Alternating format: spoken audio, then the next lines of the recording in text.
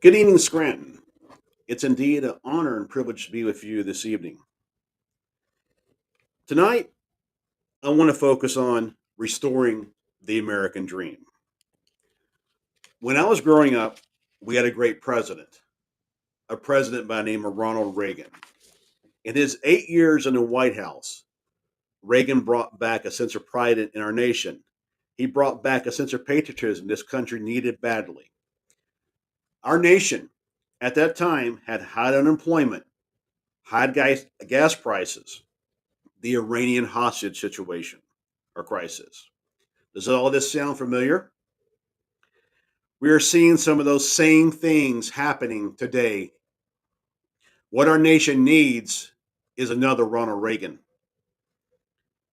During the last year, many people have called me a 2000s version of Ronald Reagan. And while I'm flattered by the comparison, and President Reagan and I share many of the same beliefs, there is only one Ronald Reagan. President Reagan often talked about patriotism. He felt it was important. I do as well. A rebirth of our nation's patriotism starts in our schools. We must return the pledge and the prayer to every single classroom in this country. It's for this that builds the basis for patriotism.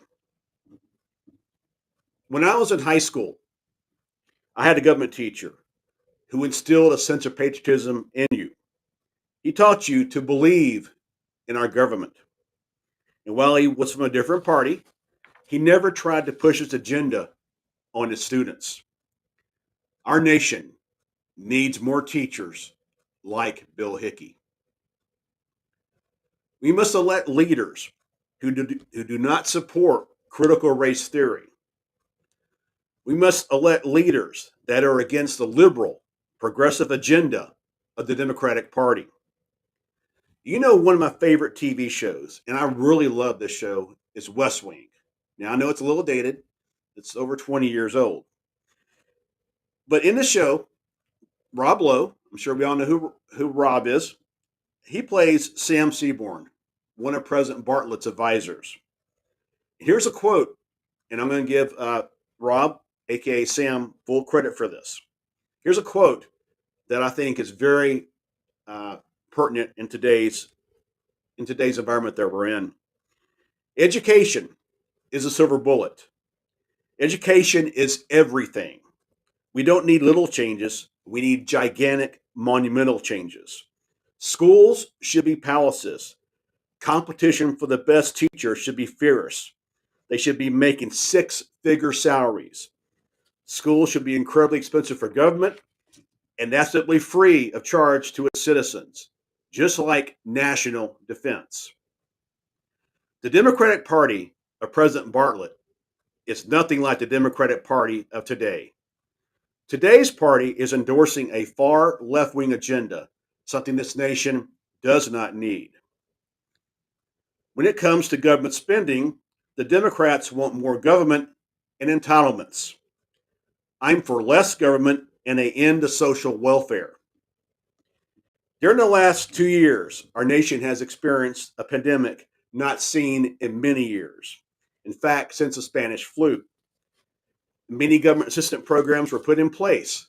They needed to be put in place at that time. We had a, a virus that we knew very little about. We had no vaccines. We had to do what we had to do. But now, our nation is seeing a decreasing number of infections from COVID. Vaccines are widely available, and it's time for us to go back to work. Just the other day, I stopped by a local restaurant back home in Texas. As I went to open the door was locked. A sign simply said, closed for 1 hour due to staffing shortage. My friends, there are 10.2 million jobs available in this country. You could walk out of here right now and go out and find a job in no time at all. 10.2 million jobs available. It is time for us to go back to work. Our schools are still rebounding from the pandemic.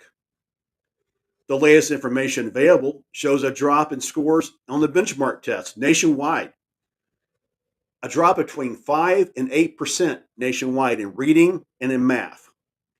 We learned during the pandemic that remote learning, while valuable during the early days of the pandemic, does not have a place in today's classroom. And I know there's even talk of bringing it back in a limited capacity uh, with inclement weather. I think we've proved, I think it's shown that online learning, while it had its place, again, like how it had its place in the pandemic, does not have a place in today's environment. I think we proved that. The polarization we are seeing in our nation because of this pandemic must stop. It must stop. We must learn to respect each other once again and each other's opinion. We've come so divided. Hatred has increased across our nation. It's time for this to stop. My friends, in our nation's 245-year history, we have accomplished great things during national crisis. Mankind's greatest achievement was accomplished during Vietnam War, the Apollo moon landing. We can once again achieve great goals during a pandemic only if we come together as one. Let's start respecting one another again. Let's reach out to our brothers and sisters and shake their hands. Let's once again become that nation that President Reagan talked about so often, that shining city on a hill. In Matthew 5, verse 14, Matthew says, "You are the light of the world, like a city on a hilltop that cannot be hidden." My friends, in the word of Scripture, let us become what Matthew called the city on a hilltop that cannot be hidden. If we come together, if we stop the polarization, if we shake each other's hands, this can be achieved. This can be achieved. I know it can. May God bless you. May God bless our troops. And may God bless the United States of America. Thank you all very much.